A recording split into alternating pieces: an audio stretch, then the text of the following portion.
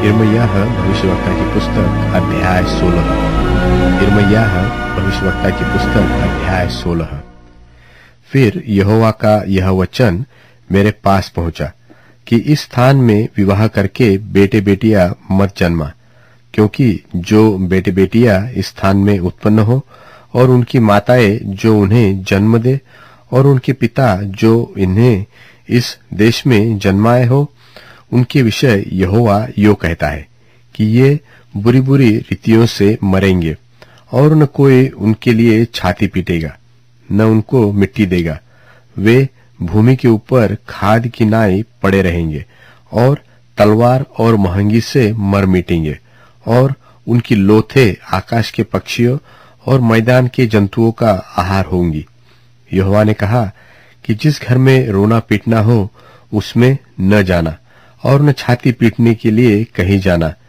न इन लोगों के लिए शोक करना, क्योंकि यहोवा की यह वाणी है कि मैंने अपनी शांति और करुणा और दया इन लोगों पर से उठा ली है। इस कारण इस देश के छोटे बड़े सब मरेंगे, न तो इनको मिट्टी दी जाएगी और न इनके लिए कोई लोग छाती पीटेंगे, न अपना शरीर चीरेंगे, न सिर मुंडाएंगे, न लोग इनके लिए शोक करने वालों को रोटी बांटेंगे ताकि शोक में इनको शांति दे, और न लोग पिता व माता के मरने पर भी किसी को शांति के कटोरे में दाख मधु पिलाएंगे। फिर तू जेवनार के घर में भी इनके संग खाने पीने के लिए न जाना,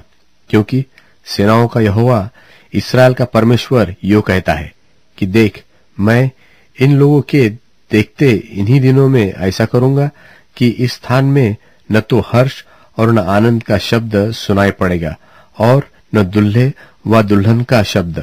और जब तू इन लोगों से ये सब बातें कहे और वे तुझसे पूछे कि यहोवा ने हमारे ऊपर यह सारी बड़ी विपत्ति डालने के लिए क्यों कहा है, हमारा क्या अधर्म है और हमने अपने परमेश्वर यहोवा के विरुद्ध कौन सा पाप किया है, तो तू इन लोगों से कहना कि यहोवा की यह वाणी है कि तुम्हारे पुरखा तो मुझे त्याग कर दूसरे देवताओं के पीछे चले और उनकी उपासना करते और उनको दंडवत करते थे, और इस प्रकार उन्होंने मुझको त्याग दिया और मेरी व्यवस्था का पालन नहीं किया, और जितनी बुराई तुम्हारे पुरखाओं ने की थी उससे अधिक तुम करते हो। तुम अपने बुरे मन के हठ पर चलते हो और मेरी नहीं सुनते। इस कारण मैं तुमको इस देश से उखाड़कर ऐसे देश में फेंक दूंगा जिसको न तो तुम जानते हो और न तुम्हारे पुरखा जानते थे, और वहां तुम रात दिन दूसरे देवताओं की उपासना करते रहोगे, और वहां मैं तुम पर कुछ अनुग्रह न करूंगा। फिर यहोवा की यह वाणी हुई कि ऐसे दिन आने वाले हैं जिनमें यह फिर न कहा जाएगा कि यहोवा जो इस्राएलियों को मिस्र देश से छुड़ा ले आया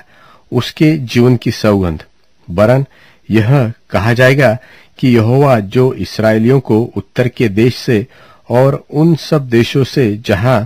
उसने उनको बरबस कर दिया था छुड़ा ले आया, उसके जीवन की सौगंध, क्योंकि मैं उनको उनके निज देश में जो मैंने उनके पूर्वजों को दिया था लौटा ले आऊंगा। देखो, यहोवा की यह वाणी है कि मैं बहुत से मछुओं को बुलवा भेजूंगा कि वे इन लोगों को पकड़ ले,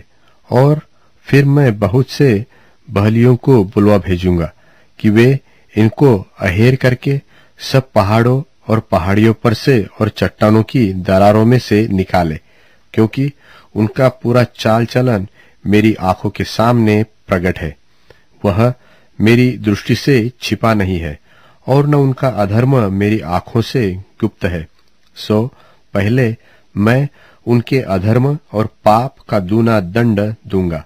इसलिए कि उन्होंने मेरे देश को अपनी घृणित वस्तु की लोथों से अशुद्ध किया है और मेरे निज भाग को अपनी घृणित वस्तुओं से भर दिया है। हे यहोवा, हे मेरे बल और दृढ़गढ़ और संकट के समय मेरे शरण स्थान, अन्य जातियों के लोग पृथ्वी की चहुं ओर से तेरे पास आकर कहेंगे, निश्चय हमारे पुरखा झूठी, व्यर्थ और निष्फल वस्तुओं को अपने भाग में करते आए हैं। क्या मनुष्य परमेश्वर को बनाए? नहीं, वे तो परमेश्वर नहीं हो सकते। इस कारण मैं अब की बार इन लोगों को अपना भुजबल और प्रताप दिखाऊंगा और वे जानेंगे कि मेरा नाम यहोवा है। जानेंगे